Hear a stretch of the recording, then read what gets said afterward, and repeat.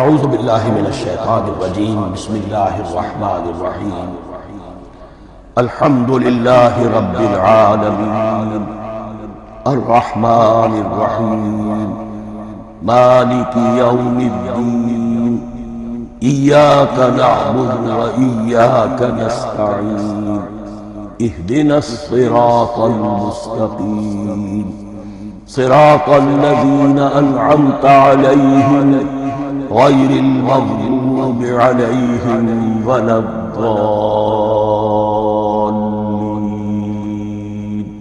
آمین۔ رب اشرح لی صدری ویسر لی امری واحلل عقدۃ من لسانی یفقہوا قولی۔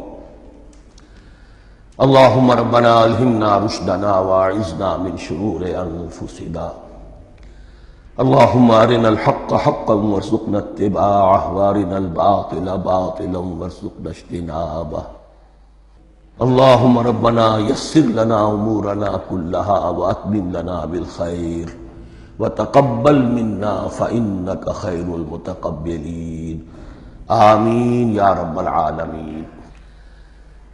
ابھی میں نے سورہ فاتحہ کی تلاوت کی اور آپ نے سماعت فرمائی۔ یہ سورہ مبارکہ مصحف کے اعتبار سے تو پہلی صورت ہے ہی، سب کو معلوم ہے، لیکن یہ بھی نوٹ کر لیجئے کہ یہ نزول کے اعتبار سے بھی سب سے پہلی مکمل صورت جو حضور پر نازل ہوئی وہ یہی ہے۔ اس سے قبل متفرق آیات نازل ہوئیں، 5 آیتیں سورہ علق کے آغاز میں، کچھ آیتیں سورہ قلم یا سورہ نون کے آغاز میں، کچھ آیتیں سورہ مزمل کی ابتدا کی، کچھ آیتیں سورہ مدثر کے آغاز کی۔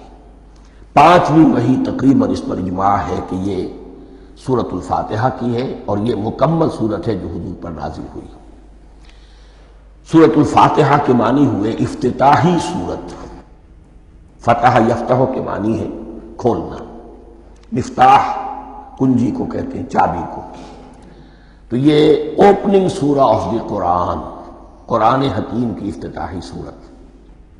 ویسے جیسا کہ میں تعارف قرآن کے ضمن میں عرض کر چکا ہوں، عربوں کا یہ مزاج تھا کہ جس چیز سے انہیں خصوصی محبت ہوتی تھی اس کے بہت سے نام رکھتے تھے۔ اس کے بھی بہت سے نام ہیں۔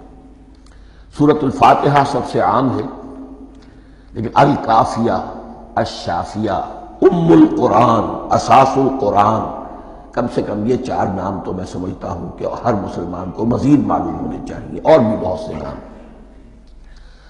اس سورہ مبارکہ کی بالاتفاق و بالاجماع 7 آیتیں ہیں، اگرچہ ان کی ترتیب میں کچھ اختلاف ہے۔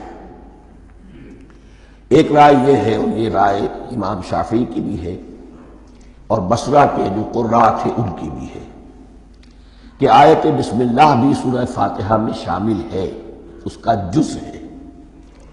وہ اس کو شامل کر کے پھر 7 آیتیں بناتے ہیں، تو آخری جنہیں ہم 2 آیتیں سمجھتے ہیں، صراط الذین انعمت علیہم غیر المغضوب علیہم ولا الضالین، وہ ان کے نزدیک ایک آیت ہے۔ تو گویا کہ نتیجہ یہ نکلا کہ آیتوں کی تعداد 7 ہی رہتی ہے۔ امام ابو حنیفہ رحمۃ اللہ علیہ کا موقف اور کوفے کے جو قراء تھے ان کا بھی موقف یہ ہے کہ آیت بسم اللہ نہ سورہ فاتحہ کا جز ہے نہ کسی اور سورت کا جز ہے، سوائے ایک مقام پر جہاں حضرت سلیمان علیہ السلام کا خط جو ہے نقل ہوا ہے، جو انہوں نے ملکہ سبا کو لکھا تھا، انہ من سلیمان و انہ بسم اللہ الرحمن الرحیم۔ تو قرآن کے متن میں صرف اسی جگہ پر یہ آیت شامل سمجھتے ہیں، باقی یہ صرف علامت کے طور پر کہ یہاں سے ایک نئی صورت شروع ہو رہی ہے درج کی گئی ہے۔